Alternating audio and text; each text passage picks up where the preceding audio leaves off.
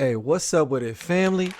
It's your boy, Hot Boxing Minute, back at you with the uncut realness as only I can deliver it to you. We got a big boxing weekend coming up, at least for the hardcore boxing fans. I'm not sure how big the casuals are going to be in on it, but for boxing fans like myself, it's going to be awesome. Before I begin anything, hit that like button. Hit follow if you're not already doing so. You already know how YouTube works, folks. It's an algorithm-driven concept. Hit that like. It pumps me up to other boxing fans. You know how this game works. We need those numbers. But coming up this weekend, this is the first one I'm going to talk about. I'm going to make a separate video entirely for the Philadelphia homecoming of Jaron Ennis. For this specific video, I'm going to talk about the Keyshawn Davis homecoming fight out there in Norfolk, Virginia, against the tough Argentinian Gustavo Lemos.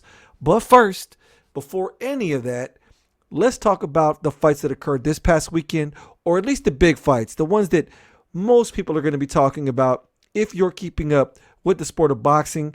Big shout out to my man O'Shaquie Foster. He is two-time now, a two-time super featherweight world champion.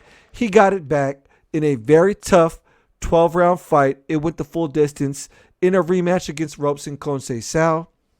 Some of you folks out there might remember when O'Shaquie Foster had that first fight with Robson. I believe that might have been, was it last April or something or other around that time? Either way, it was a 12-round fight back in that time. The rematch also went 12 rounds. And in that first fight they had, many people viewed it as a robbery. I also was one of those people that viewed it as a robbery. To me, it looked like that man O'Shaquie Foster, Orange, Texas finest, boxed circles around the former Olympian from Brazil, Robson Conceição. I believe the percentage of shots connected was something like 25% in favor of O'Shaquie Foster, his landing. And I think Robson Conceição must have landed something like 11 or 17%, something to that effect. Let me get a sip of water real quick. But either way, they headlined a cool little card out there in New York City, and it was a fun, chipper, and scrappy affair. When all was said and done, after the 12 rounds were done, it was a split decision in favor of O'Shaquie Foster. Two of the judges had it 115-113 in favor of O'Shaquie Foster. One of them had it 113-115 in favor of Robson Conceição. And based on the way I saw the fight, I had it shock Foster up going into the first 4 or 5 rounds. Conceição just kind of was figuring it out there in the middle parts of the fight. And then the closing rounds of the fight, I gave it to Shock Foster. I didn't know that the judges were counting shots landed on the arms and on the shoulders of Shock Foster's shoulder roll as connected shots, because it looked to me in the beginning parts of the fight that Shock was once again boxing circles around Robson Conceição.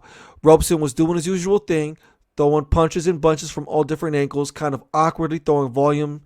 Once he got tired towards, the later part of the fight, he started doing his slappy stuff again. But regardless, it was a very tricky to score fight.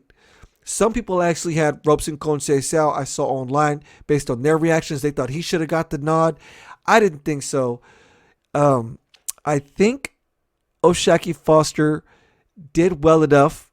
I didn't know. I saw Mark Kriegel.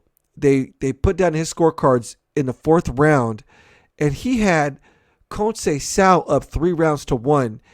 And through the first 4 rounds, I had Shock comfortably ahead, winning all those rounds. It was kind of a whitewash at that point in the first 4 rounds. So clearly, Mark Kriegel and I look at the sport a little bit differently.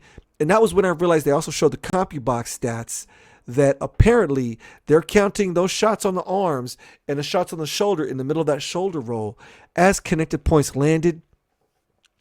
There is no need for a trilogy, at least I don't think. And it seemed to me that O'Shaquie Foster didn't have any interest in a trilogy in that fight. But regardless, got to give it up to my man O'Shaquie Foster. I just want to celebrate. So the things I thought O'Shaquie Foster did do well, obviously, fighting on the back foot, very intelligent defensively. I wouldn't say he's as slick as Shakur Stevenson, but regardless, Shock Foster is a very defensively aware fighter. I think he should sit down on his punches a little bit more to put more stank on those punches, because it looked like it wasn't doing much to Robson Conceição, who is a tough competitor. Robson Conceição, it took him 3 attempts at a title fight before he finally got that one. He fought, I believe it was Oscar Valdez, if I'm not mistaken. Many people viewed that as a robbery, but they gave the decision to Oscar Valdez. I thought it was a fair decision. Maybe I'm a little bit biased to Oscar Valdez. I don't know. Robson Conceição was kind of dancing around, showboating a little too much in the latter parts of that fight, and I think that's what cost him that fight. He had a fun scrap with Emmanuel Navarrete, but regardless, that fight went the full distance, and when push come to shove, they still gave the belt to Emmanuel Navarrete. I believe that fight might have even been a draw. Don't quote me on that one, but that was another tough fight. That first fight with O'Shaquie Foster resulted in the loss for O'Shaquie Foster. That was the second fight of O'Shaquie Foster's career where he lost. Or it might have been his third. I'm not sure. Might have been his third, actually. He lost that belt, the WBC belt that he won in a fantastic fashion against Rocky Hernandez. And he beat Robson Conceição this past weekend out there in Turning Stone Casino. When he was done with his fight, he said he wants the winner of the fight coming up between the two champions, or the champion and former champion. Let me pull it up here real quick. Here are the rankings in the lightweight division. So essentially, O'Shaquie Foster said he wants the winner of the Emmanuel Navarrete and Oscar Valdez rematch, which is going down in December. I'm down with that. Some fans are not too excited about the idea of seeing Navarrete and Oscar Valdez go at it again in December. Their first fight was pretty entertaining, but it was a one-sided affair, heavily in favor of Emmanuel Navarrete. It seemed like Oscar Valdez just didn't know what to do with that reach. But hey, you know it's going to be an aggressive, violent affair, and they're going to fight. We've never seen Oscar Valdez get knocked out, although he did look worse for wear at the end of that full 12-round fight that he had last time with Emmanuel Navarrete. And that would be the money fight for O'Shaquie Foster. If he fights the winner, either Oscar Valdez or Emmanuel Navarrete, out of anybody in that division, I think he stands to make the most money in that fight as far as fighting another champion in that division. We got Anthony Kakache with the IBF, who is currently wrapped up in his purse bid thing going on with Sugar Nunez. And I believe that fight will eventually happen between him and Sugar Nunez. You got the WBA sanctioning body. You got Lamont Roach, who was supposed to be in a big career payday super fight with the face of boxing, according to some people, Gervonta Davis. That fight fell through. So I don't know if they're going to reschedule it. I don't know what the plans are. I don't know if it's canceled or just going to get rescheduled for January, February. But, you know, O'Shaquie Foster sits there and he wants the winner of Emmanuel Navarrete versus Oscar Valdez. So it looks like he's willing to wait to see how that plays out. Raymond Ford, who just recently dropped his belt to Nick Ball, is moving up to the super featherweight division. Him and O'Shaquie Foster have been going back and forth. I think that'd be a cool little fight. I mean, two Americans going at it. You got Orange, Texas, and you got the man from out there in New Jersey, from the same place that, oh my goodness, Camden, New Jersey. That's where Ray Ford is from. I think that'd be an awesome fight. But we have to see how Ray Ford performs in his new 130-pound division. He'll be fighting on that Boots versus Karen card along with, Bam Rodriguez. So that's going to be interesting going on in that direction. So we'll have to wait to see how this plays out for O'Shaquie Foster and what he wants to do with his two-time championship. What do you think O'Shaquie Foster should do? Should he fight the winner of Navarrete or Oscar Valdez? Or would you prefer that he fights the winner of Valdez and Navarrete, or should he wait and possibly do a matchup with Ray Ford at 130? Let me know what you think about that one in the comments section, y'all. Don't forget to hit that like button if you haven't already done so. And then go into that Golden Boy card that went down this weekend. Floyd Schofield won a wide unanimous decision win over Rene Tellez Giron, and he got a lot of negative blowback on social media. Let me, reduce that screen right there. He caught a lot of blowback on social media for his performance. I think a lot of people were not aware of who Rene Tellez Giron was. Was Rene Teles Giron one of the most highly touted names in the 135-pound division? No, he wasn't. But he was a tough, sturdy journeyman who had only lost 3 times, never been knocked out, and those losses came at some very tough competition. Michel Rivera, Giovanni Cabrera. Some of you might remember Giovanni Cabrera for going the full distance with Isaac Pitbull Cruz. Many people felt that he should have got the decision in that fight. And Jose Matias Romero, if I'm not mistaken, also went the full distance with Isaac Cruz, but didn't get knocked out. So he was not one to get knocked out. And it was an interesting fight. It had its drama points. Floyd was rocked kind of hard in the closing sequences of that 3rd round. And there was a scene that kind of went viral on the boxing X spaces, so to speak, of him missing the stool and falling down. You best believe that Shakur Stevenson and Gervonta Davis had fun with that little incident as the clips of that started to make its rounds. And you had his pops, Floyd Schofield Sr., in the corner with him. And Ronnie Shields, who from out there in Houston, Texas, you might know him from coaching the Charlos, or I believe Jermall Charlo specifically. But Ronnie Shields is a veteran. And the thing about Floyd Schofield is it's clear watching him that he is very, very talented, very athletic, very explosive. My questions are about his temperament. He even got knocked down for the first time in his career in the 11th. He hit the canvas, got cracked with a clean, wide left hook by Rene Teles Giron. And that was in the 11th. Starting at the 12th, it was just an exchange and a dogfight between him and Rene Teles Giron. Clearly, Floyd Schofield likes to bang him up. He likes to fight. He has that temperament. And I think if he wants to compete at the highest levels of this sport, which he has the potential marketing upside to be able to do if he plays his chess moves correctly in this boxing game, I like Floyd Schofield. Is he ready for the likes of Gervonta Davis and Shakur Stevenson? I'm not so sure. He did, make it very apparent that he wants that fight with Gervonta Davis. But what surprises that everybody in the lightweight division wants that fight with Gervonta Davis. So let me see if I can pull up the screen of what's going on in that lightweight division. Now, Floyd Schofield got the wide unanimous decision win and preserves his undefeated record, 18-0 with 12 knockouts. Now, I think one of the main things, let me minimize this screen real quick, that people need to understand is that Rene Teles Giron was a tough operator. It was not likely that Floyd Schofield was going to get the knockout, and I think Floyd Schofield hopefully learned a lot. Oscar De La Hoya, in the post-fight interview, said he gives Floyd Schofield's performance a C-, which is beyond me. Floyd gave himself, I believe, a C. Floyd Schofield Sr. gave him a B-.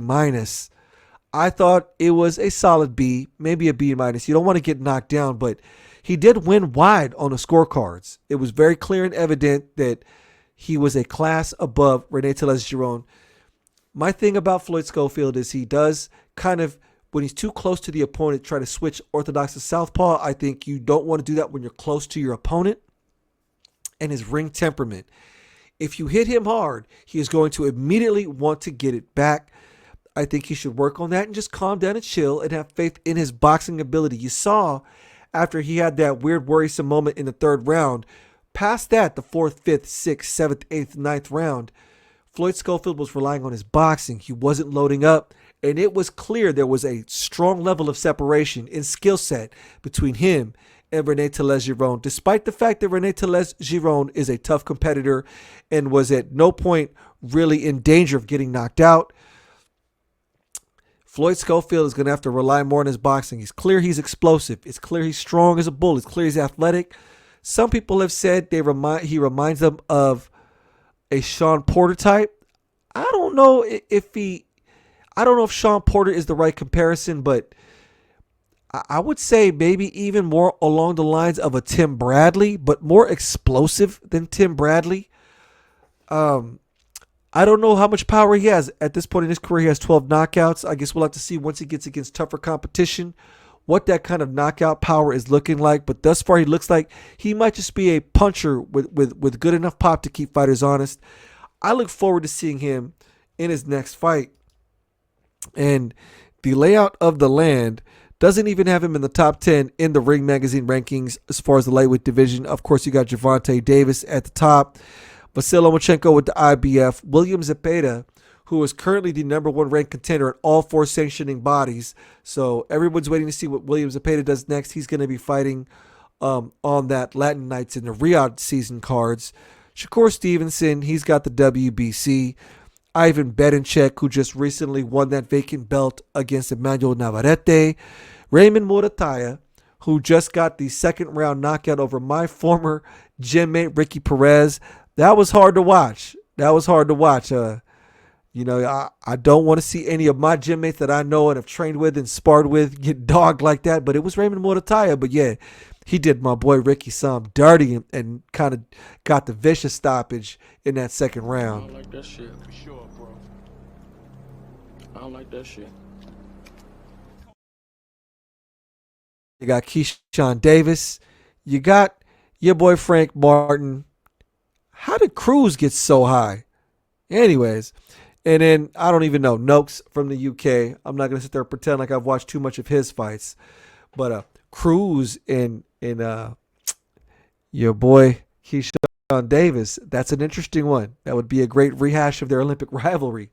But, yeah, Floyd Schofield, I thought he did well. I grade him a B on that performance. You got to be patient, folks. He's only 22 years old. I believe he has a high enough ceiling to at least become a champion, maybe a multiple division champion. I'm not sure, but I do see definitely championship potential caliber with Floyd Schofield. I don't think he is ready at the moment for somebody like Shakur Stevenson or Gervonta Davis, and I would hope he has the wherewithal and the honesty from the people around him to know that he is not ready for a challenge like that yet. But Floyd Schofield, I believe he is ranked. Let's see if I can find where he is highest ranked in what sanctioning body system. He's ranked number 2 in the WBA. So, yeah, that's going to be interesting. In the WBA, that's the belt held by Gervonta Davis, the number 1 contender. Like I said, in all 4 of those sanctioning bodies is William Zepeda. Right below that is number 2, Floyd Schofield. Right below Floyd Schofield at number 3 is Edwin De Los Santos. Now, if Floyd Schofield was serious about making a statement, he could fight Edwin De Los Santos, but that's a dangerous fight right there. Let me tell you. We all saw how Edwin De Los Santos had Shakur Stevenson on that back foot and not wanting to fight him. Edwin De Los Santos has great boxing skills, and he's got hella pop. I would love to see that fight for Floyd Schofield, but we'll see what happens with Floyd Schofield in his next matchup. Big shout out on that same Golden Boy card, the Golden Girl. Gabriella Fundora becomes the youngest and first ever women's flyweight undisputed world champion. Got a 7th round KO over the tough Gabriella Alaniz from Argentina. That makes Gabriella Fundora undefeated 16-0 with 7 knockouts. Y'all, Gabriella Fundora at flyweight is a problem. She is 5'9", fighting at 112 pounds. She has the potential to go up to 115, potential to go up to 118. In the division above her, I wouldn't even say that there's a lot of people that can really mess with her, to be honest. In the division above her, you've got Mizuki Hiruta, you've got Jeannie Fuchs, who is the Olympic teammate and amateur and best friend to, goodness, the lady on Top Rank. And why am I forgetting her name? Oh my goodness. Let me scroll up here just to get that name so I don't disrespect. Y'all. Michaela Mayer. Sorry, Jeannie Fuchs is best friends with Michaela Mayer. She's the one you'll see in all the social media posts. But at 5'9", with a knockout right hand, she's going to be a problem for any one of these girls. And she can move up to 115. Mizuki Hiruta is one of the champions up there. She could fight Adeleta Ruiz, who just lost to Jeannie Fuchs. She could fight Jeannie Fuchs. At 118 pounds, it gets even more interesting. You got Chernica Johnson. You got Nina Hughes. You got Sharita Metcalf, who just got done beating Mio Yoshida. At 122, gets even more interesting. So, in her division, she pretty much cleared it out. She beat the girl that just beat Marlon Esparza. Maybe she could fight Marlon Esparza. I think Marlon Esparza still has high name value. But anyways, shout out to Gabriella Fundora. That woman did her damn thing, and we got to give that woman her credit for doing her thing. Seriously.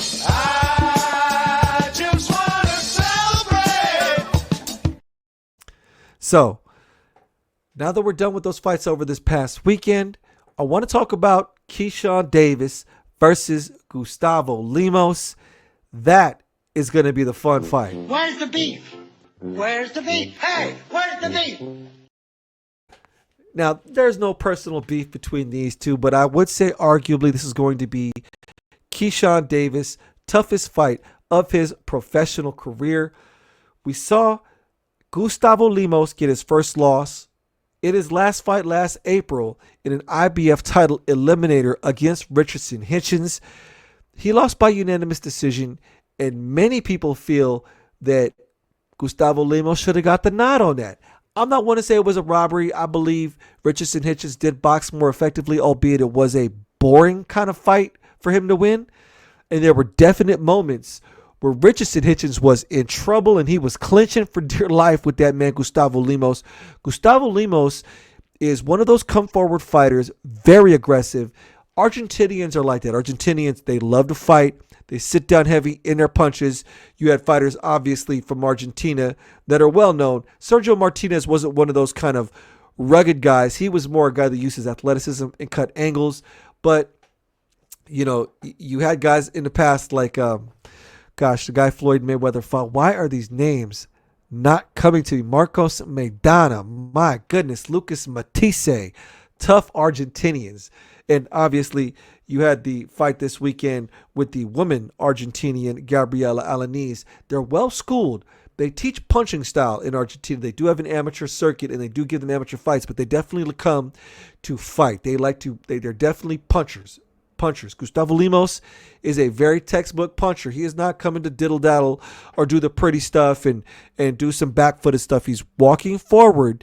He's going to use his head movement to get in. He is a lot like Isaac Cruz, except I would say he has more technical capabilities and more nuances to his game than Isaac Cruz.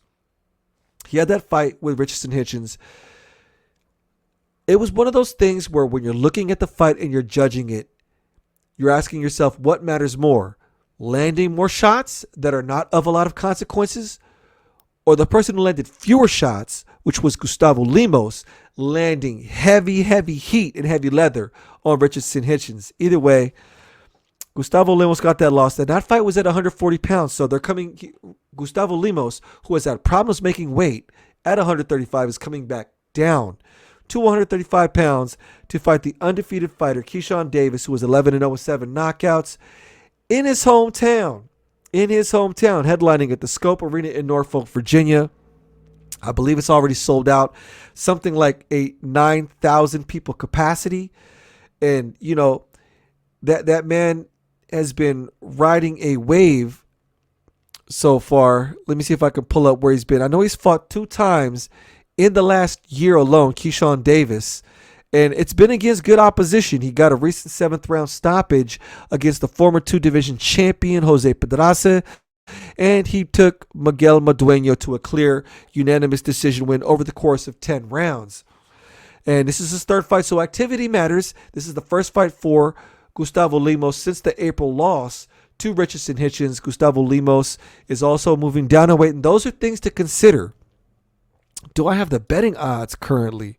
I'm not sure if I have the betting odds up. I believe if I last checked, it was something like Keyshawn Davis was a plus 575 favorite or minus 575 favorite, with Gustavo Lemos a plus 375. I could be wrong about that. Something around there. So there might be some money on Gustavo Lemos winning by decision, but you got to take into account Keyshawn Davis is a top-ranked fighter. So if it goes to the cards, they've obviously got some plans for Keyshawn Davis to have some big money fights in the lightweight division. So it's interesting. Will Keyshawn Davis, who is a well-schooled boxer, an Olympic silver medalist, be able to hold off the aggression of Gustavo Lemos? Now, Keyshawn Davis is not of the same temperament as Richardson Hitchins. Keyshawn Davis will mix it up. He will not do the patsy stuff on the back foot, jab, jab, clinch, jab, jab, clinch. Keyshawn Davis, if you hit him, he will want to get it back. He's one of those fighters, which is what we love about those kind of fighters. I prefer those kind of fighters that are boxers with puncher features or punchers with boxer features. that like to get aggressive. I prefer those kind of fighters that when you hit them, they want to get it back immediately. And Keyshawn Davis is one of those fighters. It's what makes him so entertaining to watch. He did get cracked kind of nasty in that fight with Nahir Albright, and that was ruled a no contest, no decision, because Keyshawn Davis tested positive for marijuana in the state of Texas, which is mind-blowing to me that we're still worried about marijuana testing in any major sport because it's not a performance-enhancing drug. But hey, what do I know? I live in California, folks. Marijuana is legal in this state. And yeah, it's not as bad as Osterine. It's just marijuana, folks.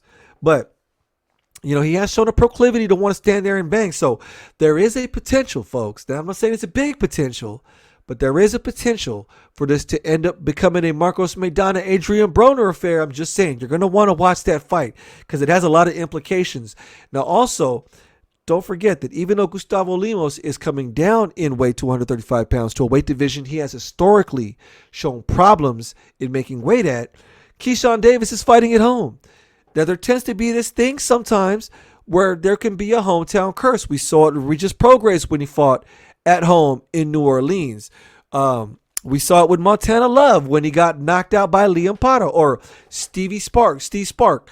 You know, he ended up having to tip him out of the ring. We saw, you know, recently, the names are not coming to me at the moment, but there can be, we had my man, Giovanni Santillan in San Diego against Brian Norman Jr. So there has been kind of this pattern of you fight at home and it could end up badly for you. So, you know, when you're at home, you're dealing with your friends and family and everybody wants to show up to your fight. So you're not so much focused on the fight. You're worried about, I got to make sure all my friends are taken care of on the door, on the tickets. Is everybody handled here?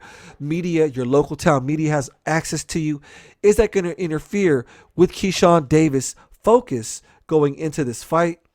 You've also got Keyshawn Davis's two brothers. You've got his younger brother Kelvin, and I believe his younger brother, what's his younger brother's name? Let me see if I don't want to chop up his name. I believe his brother, junior middleweight Keon, is making his pro debut.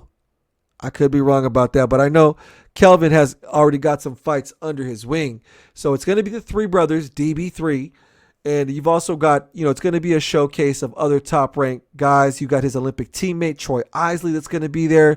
You've also got the lightweight prospect, Abdullah Mason, making his return to the ring. So you're going to want to key into that top-ranked fight if you're into watching, former USA boxing standouts, and Abdullah Mason, who is a fun fighter to watch, who I've got my eye on, and many people are picking him as the guy coming up. He's knocking people out. He's very polished, and he's only 20 years old. So either way, going into that fight with Keyshawn Davis and Gustavo Lemos, I know that Keyshawn Davis is the betting favorite, and I am going to lean in favor of Keyshawn to win by decision, but I think it's going to be a tough fight. I would not be surprised if Gustavo Lemos pulls this off. I would not be surprised, folks. How do you think this fight plays out between Keyshawn Davis and Gustavo Lemos? Let me know in the comment section. Do you think Keyshawn Davis wins? Do you think Gustavo Lemos wins? And I think I'm going to end this episode with that, y'all. You know how it goes. Are you not entertained? Are you not entertained? That's not why you are here. Hopefully you have been entertained. Anyways, until the next time, which hopefully is going to be not too far into the future, hit that like button, hit subscribe if you haven't already done so, folks. This is Hot Boxing Minute. Till the next time, y'all. Peace.